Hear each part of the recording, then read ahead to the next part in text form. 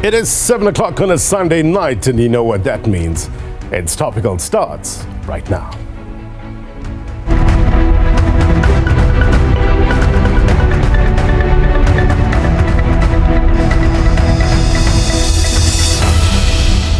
A very good evening to you, South African, those watching around the world. My name is Blaine Herman, and this is It's Topical. Our digital audience joining us tonight from the University of KwaZulu-Natal, as well as Wits University, looking forward to their input in a short while. A peaceful poll predicated on the preference of the people. That's the goal of any democratic poll. Let me add in one more P, persuasion. The action or process of persuading someone or of being persuaded to do or believe something. In this case, persuading you, the voter, that me or my party, is the very or only option, one would say, in getting you to a better place by improving your life in some way or another. But how you persuade is important, right? Words matter, actions matter. The Electoral Act contains the Electoral Code of Conduct aimed at promoting conditions that are conducive to free and fair elections, and that creates a climate of tolerance and free political campaigning, as well as open public debate. That's democracy, right? Question: to what extent is there deference shown to this code? We will discuss.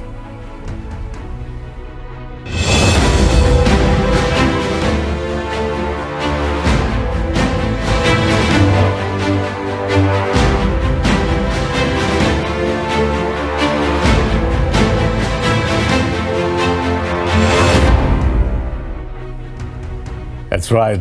These are the issues that are in sharp focus on It's Topical and will remain in sharp focus during Elections 360, which starts, as you see behind me, in 3 weeks' time. Sakina and I are really excited to visit your area and interact with you on matters that affect you, matters that affect your family, and matters that affect your community. Which leads us to the question of the week. And we ask you, in the midst of the ANC-MK legal battle, how much faith do you have in the current election process aimed at ensuring a peaceful poll?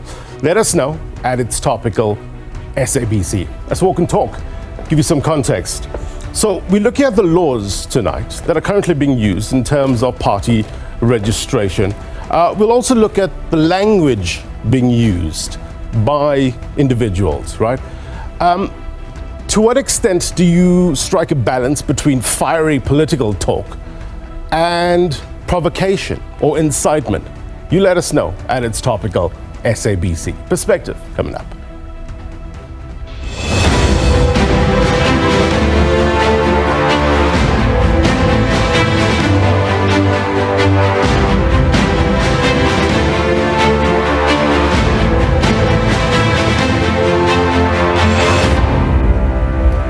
All right, let's get you some context, magic wall time. And tonight I want to just work a bit backwards, right? I want to look at the configuration of the ballot paper, the identifiers. Firstly, the full name of the party, the photo of the registered party leader. That's important. I'll explain a little later on. You also have the abbreviated name of the party and the logo. Now, interesting point, some research that I've heard around the party's logo. We're told that research shows that the primary identifier voters use is the logo. So not so much the name and the picture of the leader, but it's the logo. So the placement of the logo is important. And that's why you'll see the logo closer to the block where the voter marks the ballot. Now again, working backwards, who gets onto that list? This date becomes very important. Now, we know that the cutoff date for the submission of the list of candidates was on the 8th of March. Verifications are being done, who qualifies, who has made the thresholds, etc., right? On Tuesday, the 26th of March, this is the date in which the list of candidates and accompanying documents will be open for inspection. In other words, the IEC will be formally publishing the list of candidates and allow the nomination documents to lie for public inspection. So this will happen this week. Now, the registration of a political party has come under the spotlight. The registration of the MK party, right? Currently before the courts. The ANC has argued that the IEC unlawfully registered the MK party. I want to get more on this. I want to bring in a better mind on this subject. Kenny Mapanga is SABC News senior reporter who deals with legal matters. She joins me now live. Kenny, good to have you on the program. Let's talk firstly about this case and what we're learning about it in terms of the arguments being made about registration of political party. Well, the ANC headed to the electoral court, which sits in Bloemfontein, to challenge the validity of the registration of the Umkhonto we Sizwe political party. How they did this is that they took a DCEO decision and said that because that decision was made on a supplemented application, it was unlawful.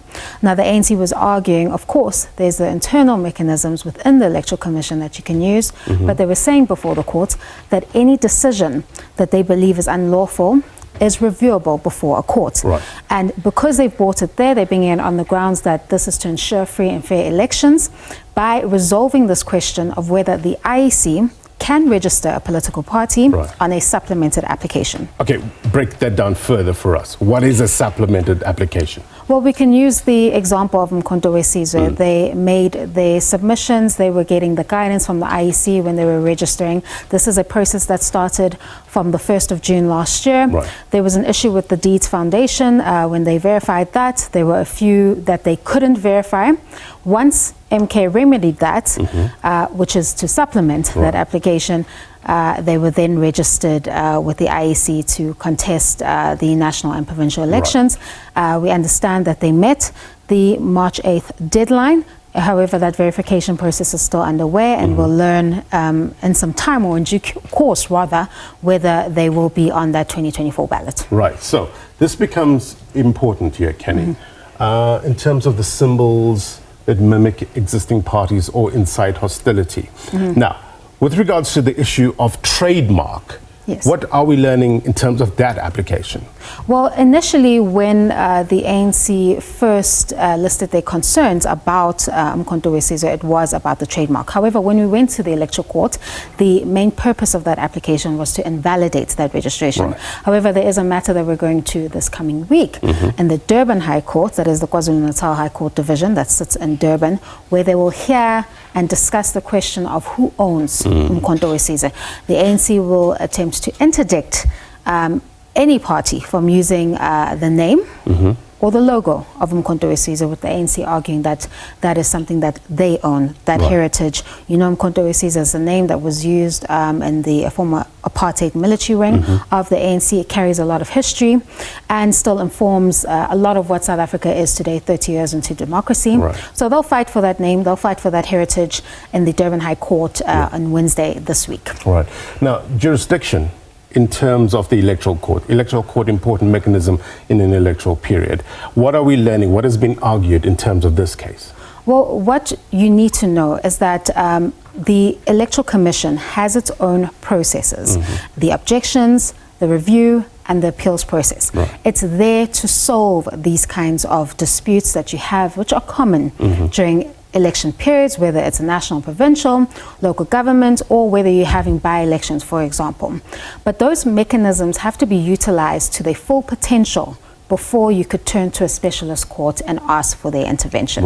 So it is on that basis that the MK party was saying there was nothing that was reviewable before the court at that stage, because the ANC had not utilized those internal mechanisms and established a decision by the IEC before they could go to the IEC, or the electoral court rather, the specialist court, to challenge it. In terms of this ruling, when can we expect it?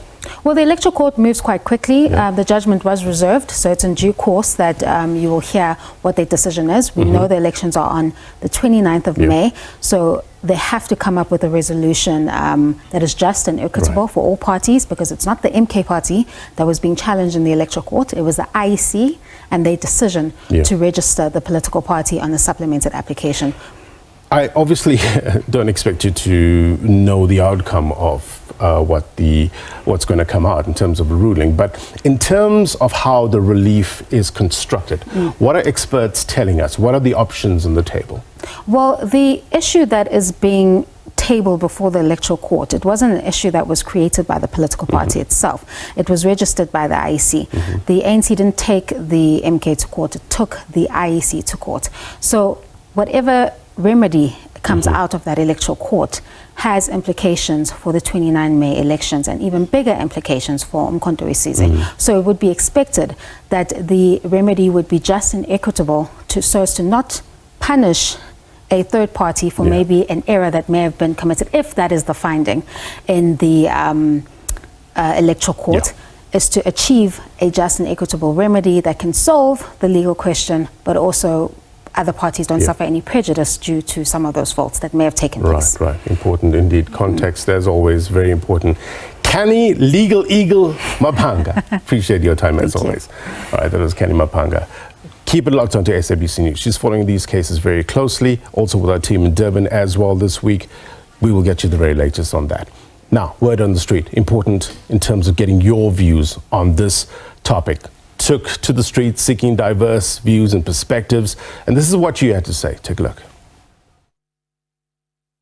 I'm a bit worried about, the issue of, faked votes, because I know that in the past people have made allegations that there are fake votes.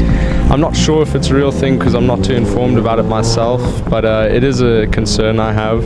I obviously will be voting, and I think all people my age should be voting.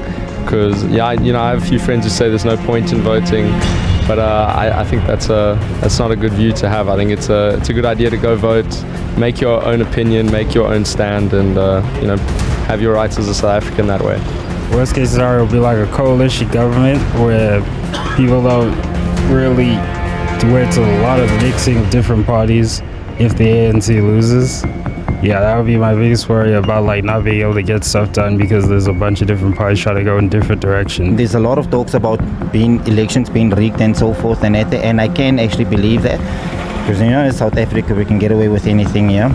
And elections, I just want the right people to be in charge. Honestly, I just want things to be fair and just to be proper. Service delivery definitely. It's so corrupt, so much corruption here outside, so we don't even know if it's fair really, you understand, but we just hoping and praying that it will be fair and that we will have a proper government governing us in the next year. I think inspection should be done, and then from there the final count can also be done afterwards, after they've seen all the papers and checked it thoroughly, and they must have entrusted persons to do so. For 30 years they've been saying the same thing. There is no progress. We are tired. Oh, and I'm not a political person here, so nothing worries me. I don't even think about them because I'm not interested. All right, we appreciate your thoughts on this matter. Let's get straight to the discussions. Lots to talk about. Very, very little time. And I hate cutting people off, especially the digital audience towards the end because we run out of time. But thank you very much indeed, digital audience, for joining us. Our guest tonight as well, Masego Sheburi is the IEC's Deputy Chief Electoral Officer for Electoral Operations, as well as Sanet Solomon, who is a political analyst from UNISA. Thank you so much indeed for joining us. Mr. Sheburi, let me start with you first. With regards to looking at the laws and looking at the timetable for the 2024 elections, Tuesday becomes a very important date. I outlined some of the issues that we will be expecting on Tuesday. Formally publishing the list of candidates, the nomination documents will be open for public inspection. And I assume, or I understand, that this is going to happen on Tuesday and Wednesday, if I'm not mistaken. So if somebody has, the general public, if somebody has an objection in terms of the inclusion or exclusion of a candidate, what do they do? Indeed, over on 26th and 27th of March, the Commission will unseal the list of party candidates and reveal the names of people who have met the requirements to stand as independent candidates. So over those 2 days, any interested person may inspect the details of those nominations, but also look at the supporting documents that those parties or independent submitted in support of their candidature.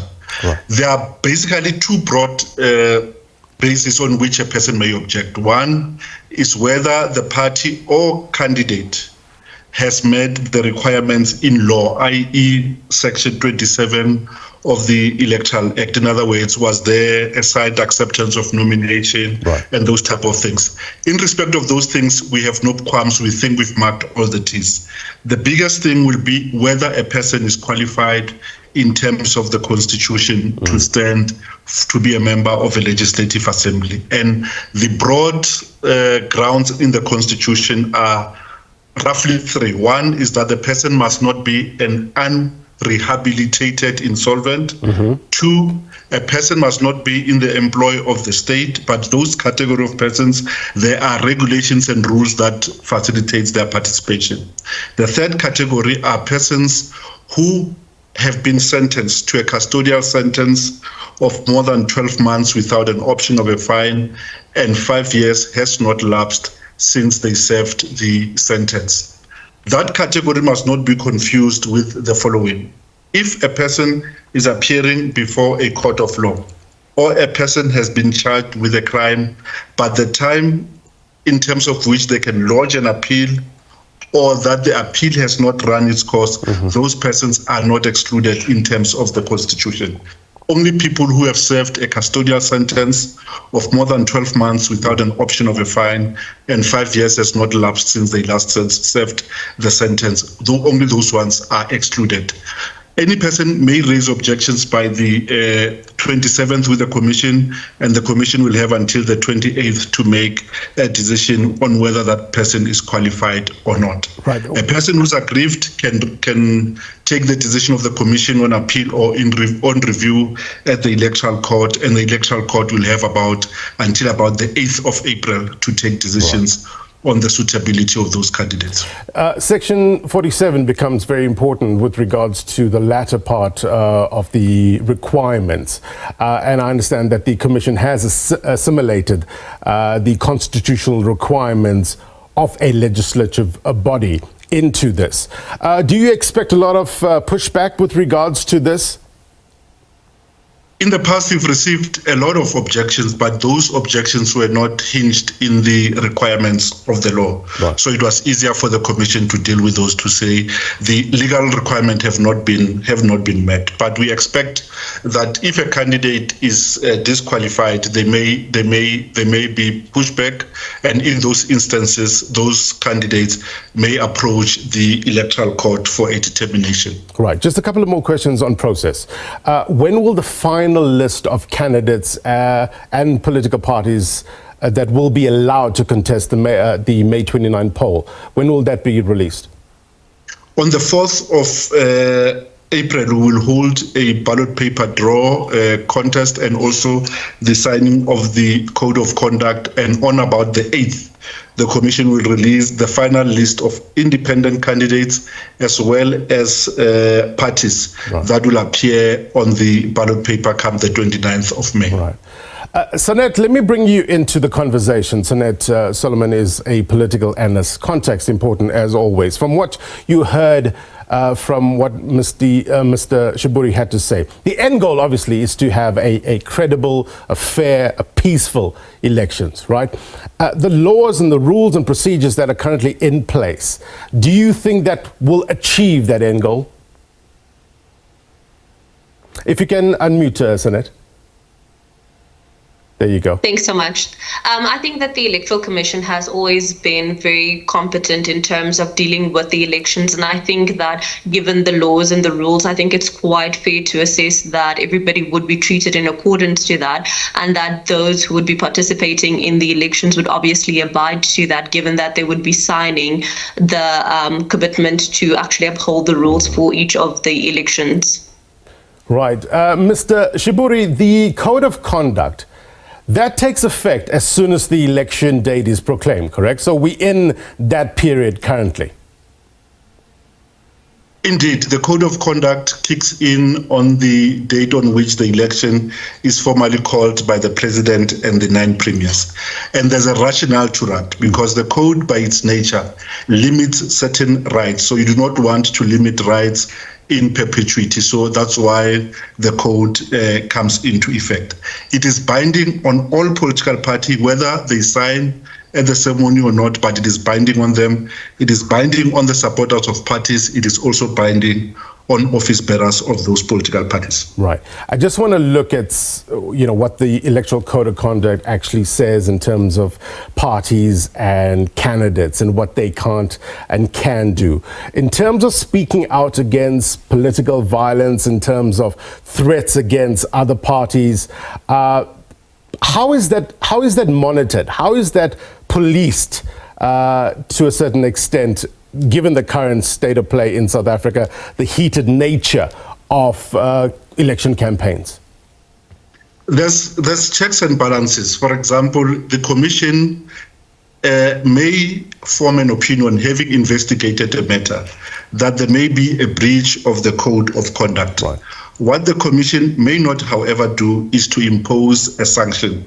The sanction are within the remit of the electoral court, and they are very serious sanctions. For example, if a party performs a grave misconduct, the electoral court may take a decision to register that party, to exclude the votes cast for that party in that election, or to forbid the party from using public media for purposes of its campaign. But the key thing is that the commission may form a view, and having formed a view, must refer that matter and adduce the necessary evidence before the electoral court for the electoral court to come to a conclusion. Right. So what is important to mention is that it is not only incumbent on the IEC to raise matters with the electoral court. Any interested person may approach the court, adduce the necessary evidence, and the court can mete out those sanctions on a party that is perceived to have conducted themselves in a manner inimical with the code. Right. So it's important to state that the IEC is not a referee and a player at the same time. The electoral court makes that decision, not the IEC, right? Indeed. All right. So I just want to break it down a little further before I go back to Sanet. The use of language that promotes violence, that is something that is prohibited. Now, at what point is a person charged with violating the code? The rule says using language which provokes violence.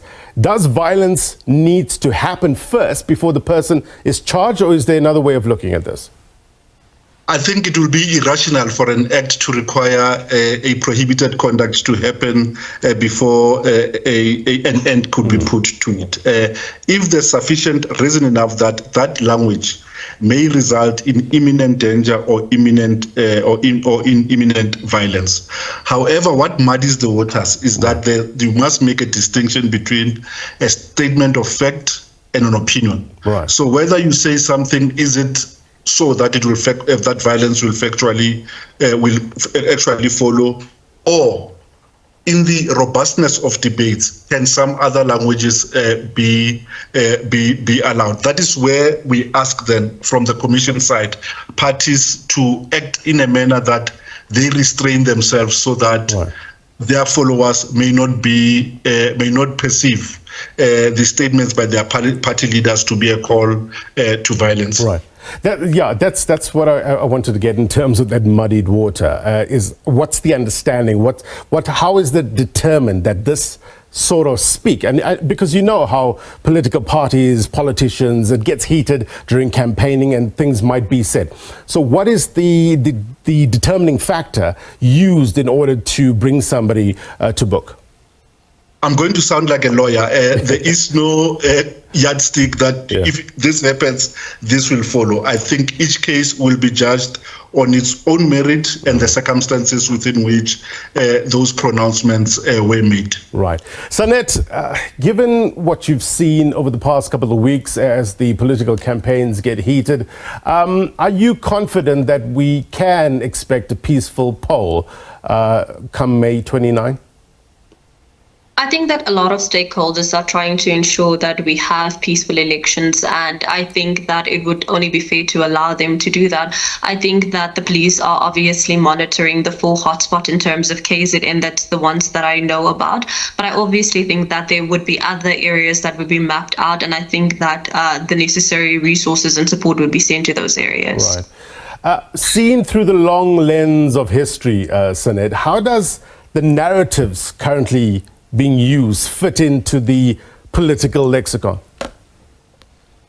Sorry, can you just elaborate on which narratives you are referring to? Just with regards to how people are talking, the heated nature of debate, how does that fit in? I just want to gauge if this time around, 2024, is much more contested, much more heated than the past elections that we've held. I don't think that there would be as much political violence in this upcoming election if that's what the question is actually inferring. I think that it is obviously a contested election in terms of the stakes. I think that there are a number of political parties who will be participating in the upcoming elections, and I think that most of them would like to try to get obviously or secure a certain number of seats. I think that in terms of the coalitions, that would be a great factor. I think that the bigger your voting is obviously, or the support base is, I think the better say you might have in the coalition. But in terms of political violence, I think that KZN is obviously one of the areas that would be best monitored, and I think that they've already started monitoring that area. But more importantly, in terms of the IFP and the ANC and the conflict there in terms of KZN, I think that President Ramaphosa did what was necessary in terms of calling a meeting with those leaders in order to quell that political violence. And I think that from those discussions, we might have a meaningful outcome that would contribute towards having peaceful elections. Right. So no, thank you very much indeed. All right, let me stop talking and bring in some of our digital audience to the true mission of It's Topical, bringing the people who have questions to the people who have the answers. Utando, let's hear from you first. Go ahead, Utando. Thanks so much. Thank you so much for the opportunity, Blaine. Good evening, everyone. I do also have concerns myself in regards to the safety of the elections or election time in KZN. We have seen already in the past how violent and how quickly it can turn violent in the province. The declaration of war by the MK, although they did apologize, yes, but it was still a pretty reckless and careless thing to be said, considering that supporters of political parties can be pretty extreme. And although it's not the responsibility of the leaders of the political party to keep them in check, it is still something they have to do. Supporters will always do what they want to do at the end of the day, but being that careless in how you speak is definitely not the right move for them. So those are my thoughts at the moment. Right. Thank you. Utando, thank you very much indeed. Mr. Sheburi, it goes back to, in terms of the fiery speech that we can expect to hear in terms of elections. Has the IEC met with all political party leaders in terms of explaining or re-emphasizing the need to adhere to the electoral code?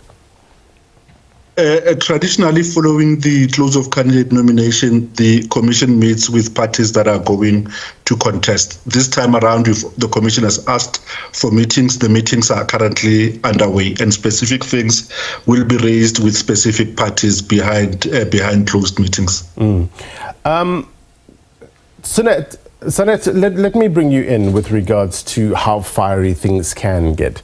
Do you think there's a full understanding from those that are contesting currently the issue of being responsible and the issue of being or adhering to the electoral code? Do you think there's a sound understanding from the political parties that play currently?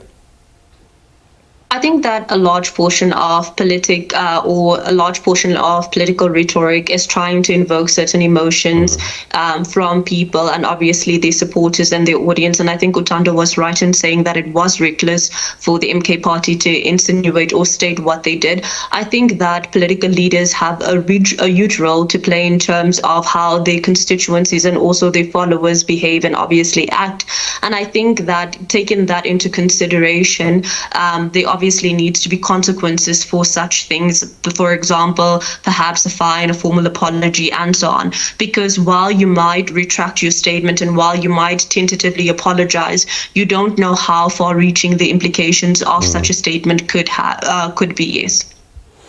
Let me go to Mr. Sheburi just before we take a quick break, and then we'll come back to Cornelia as well as Mbuso.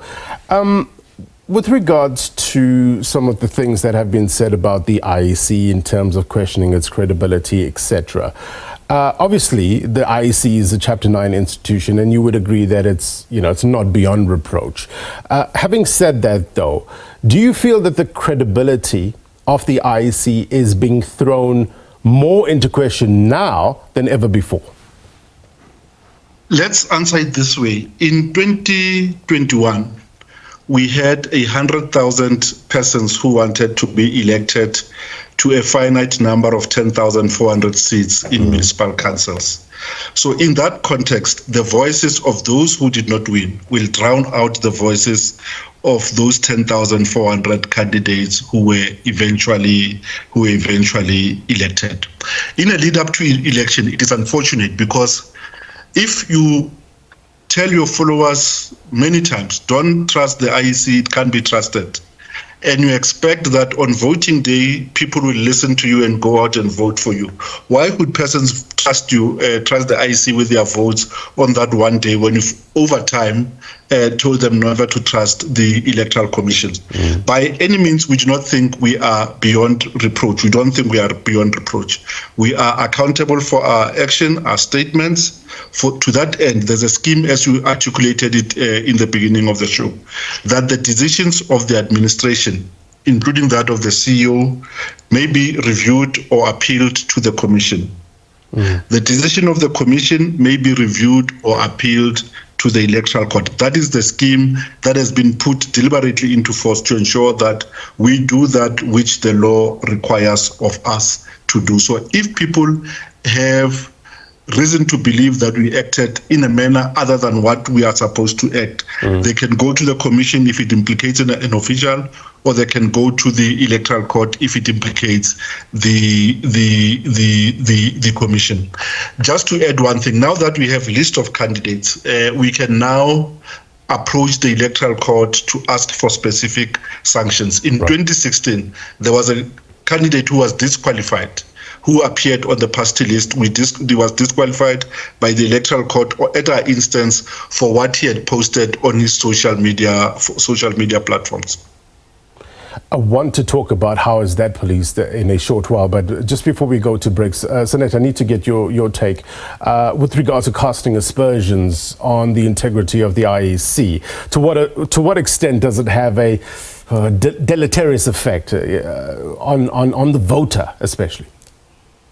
I think that it has a far-reaching implication in terms of the voter, because now you are spreading concerns about whether or not the outcome is justified and whether we are having free and fair elections. And I think that it is just unbecoming, especially given that South Africa doesn't have a history of election stealing and so on. And I think that if you look at the number of people and the number of organizations and also institutes such as your SADC and the AU and others observing elections, I think that it is basically also indicating that those people can't be trusted, which is also, again, an unfair assumption, especially if it is just led or essentially if it is just contributed towards by political rhetoric in an attempt to win votes. All right, we need to take a quick break. I'm going to come back to you straight, Mbuso, as well as Cornelia. Thank you very much indeed for hanging on.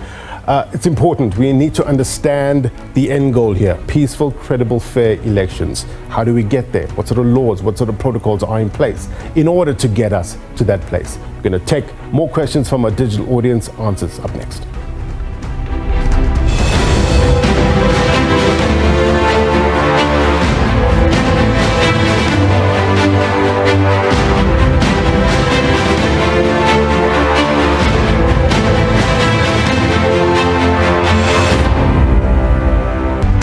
Welcome back. You're watching It's Topical. Soon to morph into Elections 360.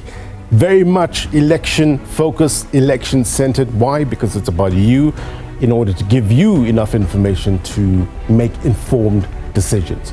So we're talking about the ANC and MK legal tussle currently before the courts. We're asking the question, how much faith do you have in the current election processes aimed at ensuring peaceful elections? We're going through the whole gamut of procedures and electoral laws, the code of conduct, etc., with the aim of understanding what is the foundation and how can ordinary people, including political parties, independents, etc., use this in order to achieve that end goal, which is the peaceful elections.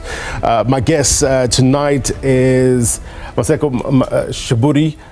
He is the IEC's Deputy Chief Electoral Officer, as well as Sanet Solomon, political analyst at UNISA.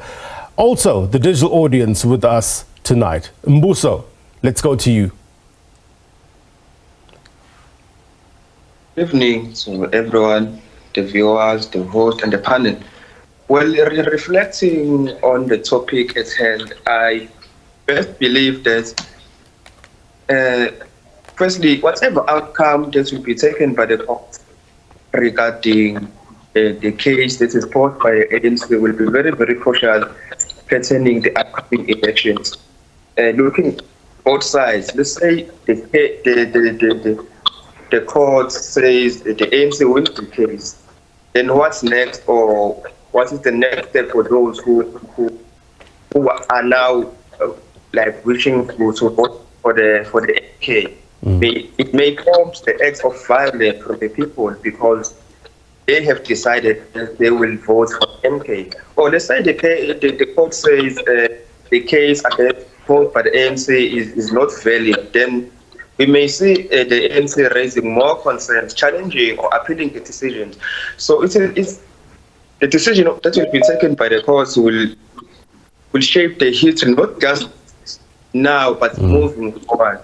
So yeah, that's my stance. Thank you. Thank you so much, Mbuso. Let's go to Cornelia. Evening, everyone.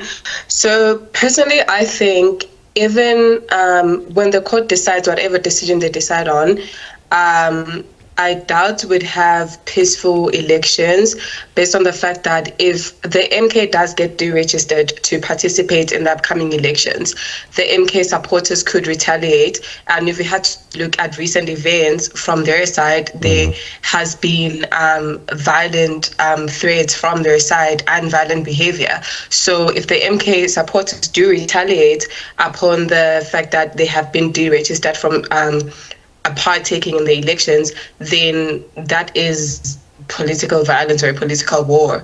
And also from the ANC side, if the MK party does not get deregistered, there could be also retaliation or violent retaliation from their side also. And we could look at it as a political strategy from the ANC, because initially from the get-go, they were against the MK party becoming a political party because it was a trademark thing, and now they're saying that there's irregularities in their registration, and this is something that happened in September. So now the question at hand is what actually changed, because they could have raised such issues at that time and they're only raising them now. So it could be a political strategy in a sense that they maybe want to eliminate their opponent or their biggest opponent, because if we had to look at like recent surveys, there's such a huge supporting system from specifically KwaZulu-Natal. So whichever decision they eventually decide upon, I do not have hope that we will have a peaceful election. Thank you. Mr. Sheburi, I don't expect you to comment on the case or the merits, because the IEC actually is part of this case. So I wouldn't put you in that position. But you hear the concerns from our digital audience in terms of the poll or getting to a peaceful poll. Whatever the outcome of this, are you confident in the system, that the system will ensure that we have a peaceful poll? Let's start with the case. When we took the decision to register MK, the significance and the heritage of MK was not lost to us. We are not oblivious of that fact. but we acted true to the scheme of the law, which requires a decision maker to consider the following. Would the registration of MK offend the registration of a party already registered? The Register of Parties does not contain a party called Umkhonto weSizwe. Would the identifiers of Umkhonto offend the identifiers of an already registered party? The answer again was no. So on that basis, MK was registered as a political party. The case is ongoing, and obviously we are defending the rationality of the decision that we made. We think that it was a rational decision, and if it is a requirement that we should consider heritage of political parties before we register other parties, then the scheme of law must change, because if we had done anything other than observe the scheme of law, we would have acted as a lawmaker and changing the laws. We have faith in the checks and balances in the country, in the ability of the state to ensure that there are conditions under which an election can be held. On our part, we will remain true to the scheme of law so that we are not a trigger of violence or unhappiness among political contestants. So you have confidence in terms of whatever the direction that the court issues in terms of how the relief is constructed, that won't be to the detriment of the May 29 poll? It shouldn't be unless we are asked to say take different decisions when confronted by different actors, and if you do that, then you offend the principle of the rule of law and equality before the law. So we think the entirety of the state must be such that we prepare for an election and we prepare for all eventualities. On our part, we won't be the trigger that people use as a trigger for violence or unhappiness, because we will do things as we are required to do, as we have done in previous elections. Sanet, how do you think the electorate is processing these legal contestations given the heated political state of play? How do you think, or how should they process it? I think that one of the things that people often underestimate about South Africans is how closely they follow the news. I think if you look at the different media platforms, be it radio, television, newspapers, and so on, there's been done a lot of work in terms of electoral education. And I think that we have to applaud all of the stakeholders involved in terms of this. So I think that one, the electorate is following all of these issues close by. I think secondly, I think the different media platforms are offering a lot of information, especially with regards to the upcoming elections. And I think that these concerns are obviously been unpacked by a panel of experts and so on as we move closer to the elections. I think that while emotions play a big role in terms of the upcoming elections, I also think that the South African electorate is well informed and would obviously take into consideration the consequences that political violence would have, because if it was to be the outbreak of, let's say, violence in KZN, it might spread to other provinces, but there might be stability in other provinces. Secondly, I think that there has been a lot of preparation done by the different security apparatus in terms of trying to deal with all of this. As I mentioned earlier on, with regards to President Ramaphosa meeting with MK and the IFP, I think that's something that we won't have to worry about as much. And I think if this issue with the MK party is something to be concerned about, I think that there would also be measures put in place in order to deal with this. I think that South Africa, unfortunately, has a history of impunity where people don't get punished for the severe criminality acts that are committed during certain acts of protest and so on. So I think how the police and the state decide to deal with that would also have implications in terms of whether this would obviously spread into other provinces and how that would impact in terms of the state. All right, let's take it back to our digital audience, get their take. Utando? Thank you again for the opportunity.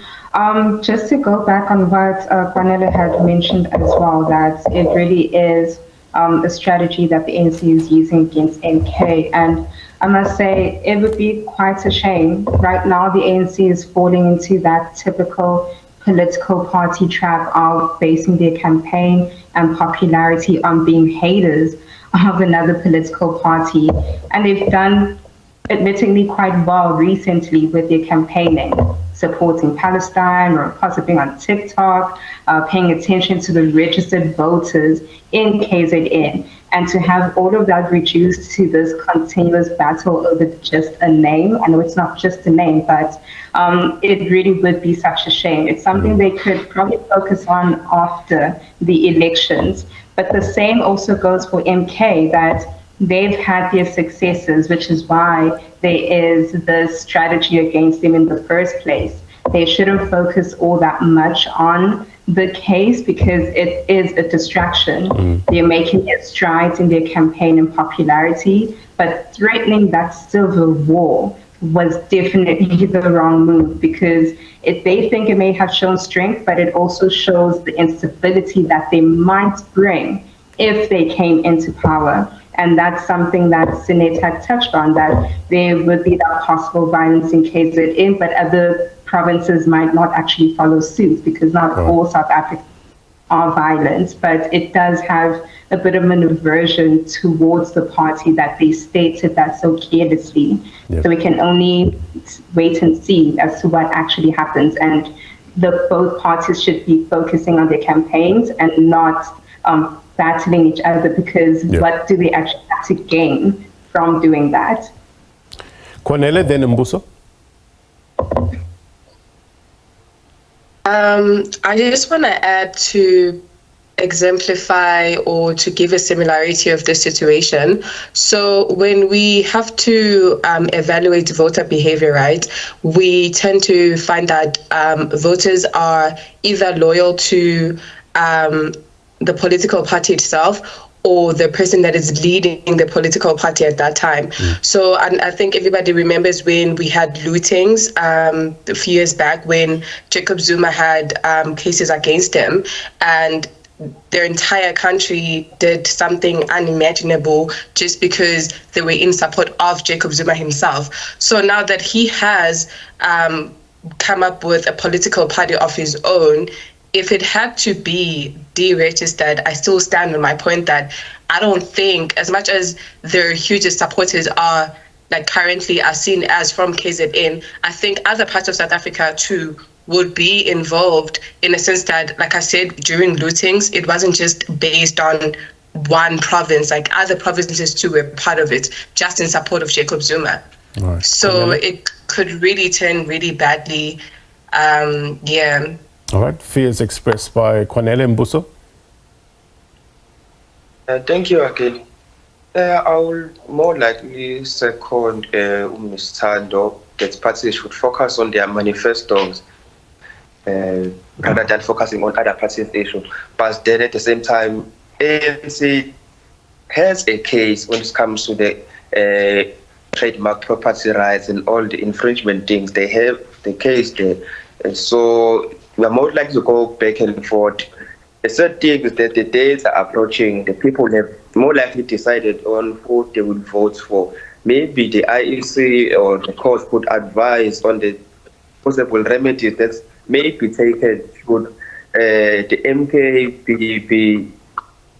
be disbanded or be excluded from the elections, or maybe advise the ANC the possible route they could take if they do not win the case from the electoral court. Thank you. All right, Mbuso, thank you very much indeed. I need to get final thoughts, 30 seconds each.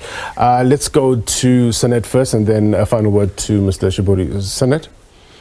I think that one of the important things to note is, while there was obviously the outbreak of the July riots, I think it depends on where you find yourself in the country. I think some provinces have better policing and better security apparatus, and I think as a result, we didn't see a lot of conflict there. I think that obviously the violence will be monitored, and I think that the state would have to do what it needs to do in order to quell that violence. I think as the electorate, we need to be making up our minds in terms of where we'll be drawing our X's, focusing on what the political parties have to offer for us and so on, because I do think that some things unfortunately are out of our hands. All right, to Masego Sheburi. Just the parting words. We should not lose sight that after all is said and done, elections are about people. So we must place voters at the centrality of an election campaign at all times. And that being said, I just wish to say the following.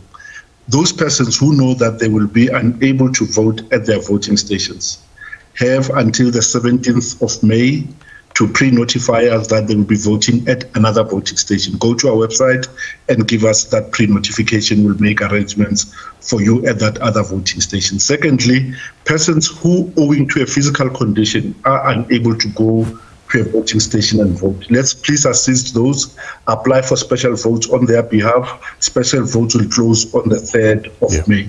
We do not want to see persons being transported in conditions of indignity to voting stations when they could have availed themselves of a special vote, where we will go and extend the right to vote at the place where they are confined. South Africans who are traveling and who intend to vote at any of our overseas missions, they have until the 22nd of April to give us notice that they will be out of the country and indicate the mission at which they will cast their ballots. Masego, Sheburi, thank you very much indeed for your time. Sanet Solomon, as well as our digital audience from the University of KwaZulu-Natal, as well as Wits University, thank you so much. If you missed those dates, no doubt we'll be continuing having conversations with the IEC in the lead up to the elections, the May 29 poll. So keep it locked on to SABC News. We'll get you all that important information as and when it becomes available and when we hit those dates in terms of the election timetables. All right, before we go, here's my take. Election campaigns are no doubt heating up, right? And yes, there might be deep divisions and disagreements between us, but there's also a high degree of commonality regarding the challenges we face. And when there's common concern, we need to find ways to come together for the common good. How? One way is blunting selfish ambition and elevating the interests of communities. It doesn't have to be a zero-sum game, zero-sum relating to or denoting a situation in which whatever is gained on one side is lost by the other. We are going to, no doubt, stay on top of things during this election period here at It's Topical, as well as Elections 360 in just 3 weeks' time. Why? Because we know that the value it brings to you. We are focused on what will give you value, the information you need to inform your decision making. As I speak to you now, it reminds me of something that my former TV news editor here at the SABC, Nanakchan, drilled into me many years ago, which is the value of accurate information and its impact on the voter. Mr. Nanakchan was laid to rest today. He was 80 years old. But although his death brings sadness to his family and the journalism fraternity, the measure of solace for me is the constant fight for what he and many other journalists stood for and continue to strive for. That is the truth. And that's my take. If you miss anything on this program, be sure to watch this episode of It's Topical on YouTube. Sports Live up next with Xoli. If you're watching a repeat of this program, then as always, the news continues. Until next week, my brothers and sisters, take care. Bye-bye.